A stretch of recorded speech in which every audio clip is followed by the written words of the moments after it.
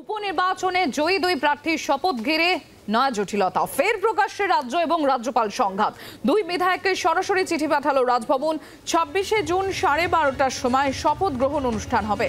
রাজ্যপাল তার মনোনীত কোনো ব্যক্তিকে দিয়ে শপথ বাক্য পাঠ করাবেন, কিন্তু কে সেই ব্যক্তি যিনি দুই বিধায়ককে শপথ বাক্য পাঠ করাবেন জানানো হয়নি তাদের। শপথ বাক্য পাঠ করানো হোক এই অনুরোধ করে ইতিমধ্যেই বিধানসভা স্পিকারের পক্ষ থেকে চিঠি পাঠানো হয়েছিল রাজ্যপালকে। উপনির্বাচনে জয়ী দুই প্রার্থীর শপথ ঘিরে নয়া জটিলতা। ফের প্রকাশ্যে রাজ্যপাল সংঘাত। দুই বিধায়ককে সরাসরি চিঠি পাঠালো রাজভবন। 26শে জুন 12:30টার সময় শপথ গ্রহণ অনুষ্ঠান হবে। রাজ্যপাল তার মনোনীত কোনো ব্যক্তিকে দিয়ে শপথ বাক্য পাঠ করবেন, কিন্তু কে সেই ব্যক্তি যিনি দুই বিধায়ককে শপথ বাক্য পাঠ করাবেন জানানো হয়নি তাদের। শপথ বাক্য পাঠ করানো হোক এই অনুরোধ করে ইতিমধ্যেই বিধানসভা স্পিকারের পক্ষ থেকে চিঠি পাঠানো হয়েছিল রাজ্যপাল সিভি আনন্দ বোসকে। আর উপনির্বাচনে জয়ী ওই দুই প্রার্থীর শপথ ঘিরে নয়া জটিলতা। আবারও প্রকাশ্যে রাজ্য এবং রাজ্যপাল সংঘাত। দুই বিধায়ককে সরাসরি চিঠি পাঠালো রাজভবন। 26শে জুন 12:30টার সময় শপথ গ্রহণ অনুষ্ঠান হবে।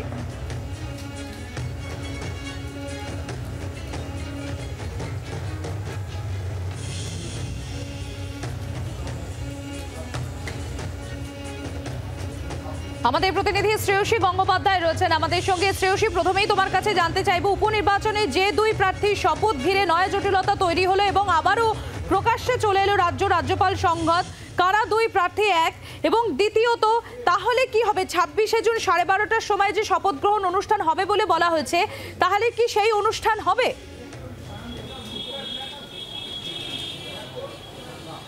দেখো, তোমাকে যেটা জানিয়ে রাখি যে দুই যে প্রার্থী, অর্থাৎ উপনির্বাচনে জিতে আসা দুই প্রার্থী বলা ভুল হবে, দুই বিধায়ক কার্যত ভগবান গোলা এবং বরানগরের দুই বিধায়ক, তাদের শপথ বাক্য পাঠ নিয়ে একটা অনেকদিন হয়ে গেছে তারা জিতে এসেছেন, কিন্তু এখনো পর্যন্ত শপথ বাক্য পাঠ করানো হয়নি। এখন ইতিমধ্যে আমরা জানি যে বিধানসভার তরফে এই নিয়ে রাজ্যপালের কাছে চিঠি পাঠানো হয়েছিল যে এক্ষেত্রে যেন শপথ বাক্যটা দ্রুত পাঠ করানো হয়, সেই নিয়ে চিঠি পাঠানো হয়েছিল। এবং তোমাকে যেটা জানিয়ে রাখি যে এক্ষেত্রে দুই ক্যান্ডিডেটের কাছে রাজভবনের তরফে চিঠি পাঠানো হয়েছে। বলা হয়েছে যে 26 তারিখ 12:30টার সময় শপথ বাক্য পাঠ করানো হবে রাজভবনে, এবং রাজ্যপাল সেক্ষেত্রে তার মনোনীত ব্যক্তিকে দিয়ে শপথ বাক্য পাঠ করাবেন।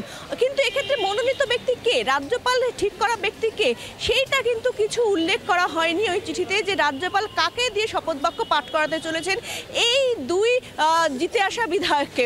এখন সেটা ঘিরে কিন্তু কার্যত জটিলতা তৈরি হয়েছে প্রথমত, এবং দ্বিতীয়ত যে জটিলতার জায়গা সেটা হচ্ছে যে ইতিমধ্যে বিধানসভার তরফে কিন্তু এই দুই জিতে আসা বিধায়ককে যাতে শপথ বাক্য পাঠ করানো হয় সেই নিয়ে রাজ্যপালের কাছে চিঠি পাঠানো হয়েছিল, কিন্তু এখনো পর্যন্ত কিন্তু এই সংক্রান্ত বিষয়ে বিধানসভাকেও কিন্তু কিছু জানানো হয়নি রাজভবনের তরফে, এমনটাই কিন্তু আমরা সূত্র মারফত জানতে পারছি।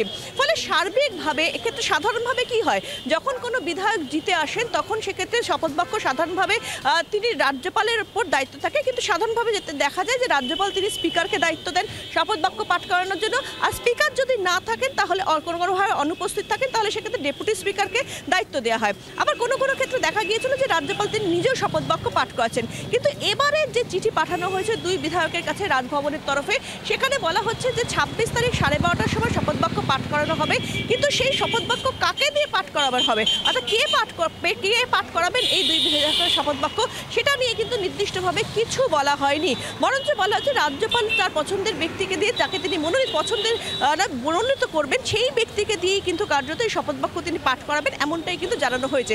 ফলে কার্যত এই যে ধোঁয়াশা, সেই ধোঁয়াশাটা ঘিরে কিন্তু প্রশ্ন তৈরি হয়েছে যে কে শপথ বাক্য পাঠ করাবেন সেটা নির্দিষ্টভাবে উল্লেখ করা হয়নি, এবং পাশাপাশি কিন্তু এই গোটা বিষয়টা কিন্তু বিধানসভাকেও কিন্তু জানানো হয়নি যে ওই দিন শপথ বাক্য পাঠ করানোর অনুষ্ঠান করা 12:30টার সময় শপথ বাক্য পাঠ করানো হবে। ফলে সার্বিকভাবে কিন্তু যে কমিউনিকেশন এসছে রাজভবনের তরফে তা ঘিরে কিন্তু একটা নতুন জটিলতার জায়গা তৈরি হচ্ছে।